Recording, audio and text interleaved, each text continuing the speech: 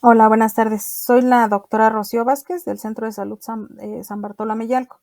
El día de hoy les vamos a dar una explicación breve acerca de los tipos de insulina que existen y su acción, así como lo que es una hiperglucemia y una hipoglucemia.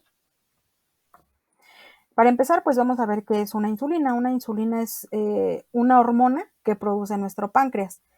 Esta hormona lo que hace es que utiliza la glucosa y la mete a las células. Es como una llavecita que nos ayuda a meter la glucosa dentro de las células. Entonces aquí hay un pequeño esquema donde nos muestra que, bueno, la insulina sale del páncreas y cuando acabamos de comer, la insulina nos sirve como llavecita para meter esta insulina adentro de las células, ¿sale?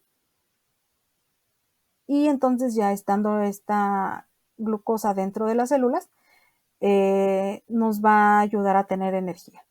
Entonces la insulina es una llavecita que nos ayuda a meter la glucosa adentro de las células. Entonces vamos a ver que las personas que ya tienen diabetes tienen y que utilizan insulinas, eh, existen diferentes tipos de insulinas y esto tiene que ver con la velocidad de acción de estas insulinas. Por ejemplo, existen de acción ultrarrápida, acción intermedia y acción prolongada. Las de acción rápida, estas tienen un efecto rápido ante una subida de azúcar o como un preventivo justo antes de las comidas. El inicio de esta insulina es a los 15 minutos, su nivel máximo lo alcanza a 1 hora y su acción aproximadamente dura de 2 a 3 horas. En cuanto a la insulina de acción rápida, esta se suele administrar mediante media hora antes de las comidas para evitar las subidas de nivel de azúcar, que ese es el fin. Y el inicio de la acción de esta insulina es a los 30 minutos, su nivel máximo se alcanza aproximadamente a las 2 a 3 horas y su acción dura de 3 a 6 horas. La siguiente sería una insulina de acción intermedia. Esta normalmente se aplica 30 o 40 minutos antes de las comidas en 2 dosis o una sola dosis adicional por las noches, esto dependiendo de cada paciente. Se tiene que valorar a cada paciente para ver qué tipo de insulina se le tiene que dar y en qué momentos.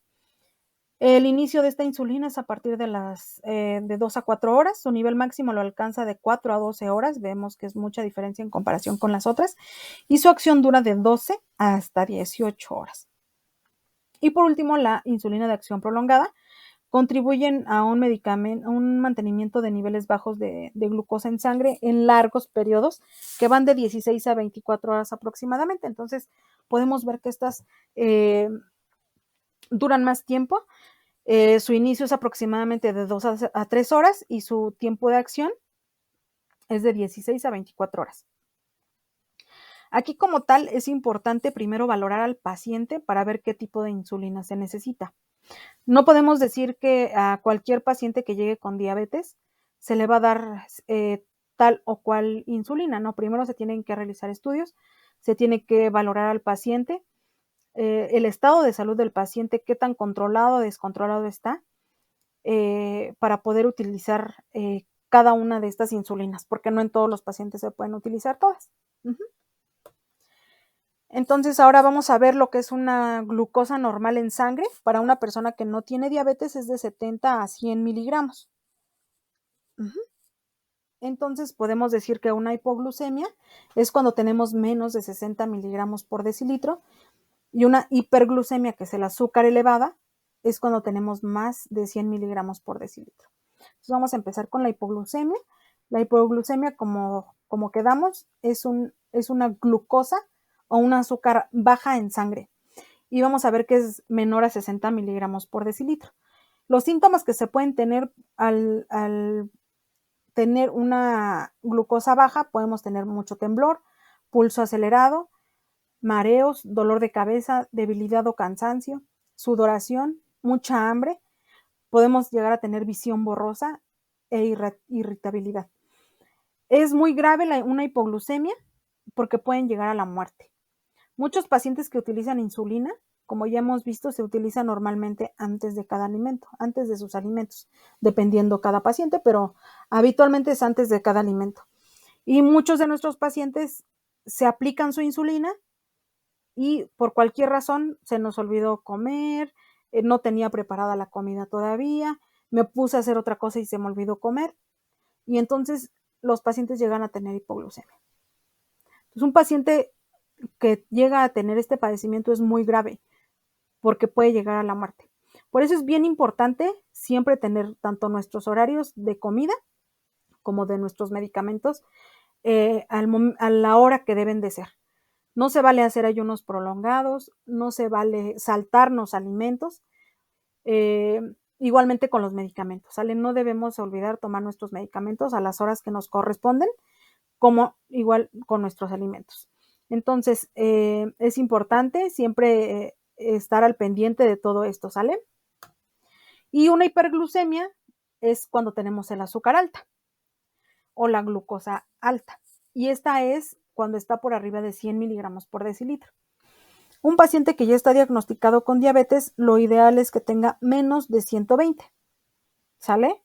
Si un paciente tiene más de 120, entonces podemos decir que tiene una hiperglucemia y puede empezar a tener estos síntomas: mucha sed, muchas ganas de orinar muy seguido, fatiga, visión borrosa, hambre excesiva, pérdida de peso, dolor en el estómago, náuseas y vómitos.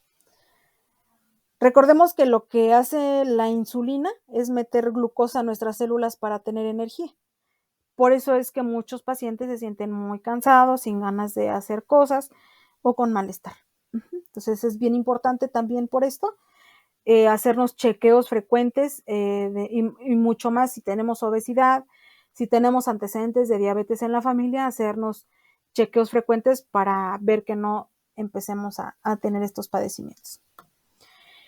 Y por último, ¿cómo podemos evitar estas alteraciones de glucosa? Tenemos que respetar nuestros horarios de aplicación de la insulina y de todos nuestros medicamentos, respetar los horarios de los alimentos, no debemos hacer ayunos prolongados, no saltarnos alimentos, ¿sale?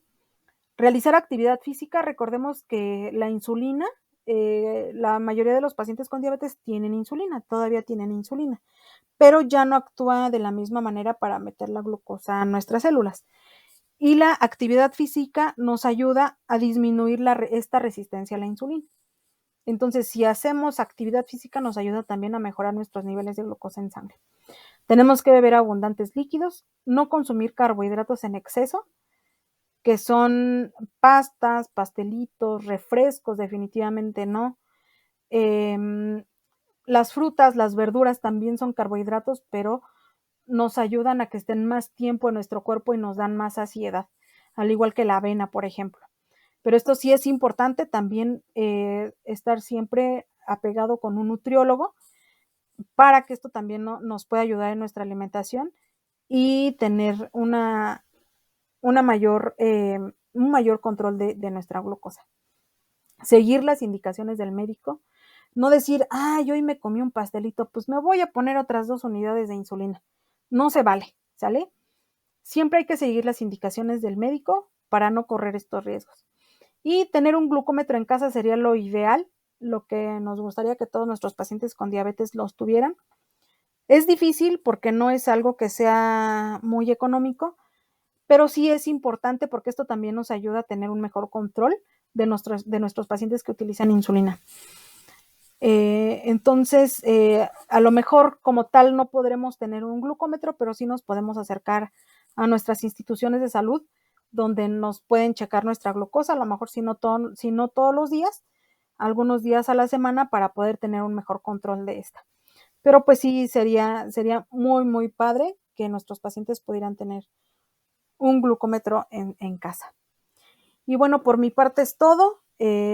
Muchas gracias, espero que haya quedado claro. Si llegan a tener alguna duda, con todo gusto, mediante WhatsApp se contestarán todas las dudas que ustedes tengan. Y bueno, pues vamos a seguir pendientes de ustedes. Que pasen buen día.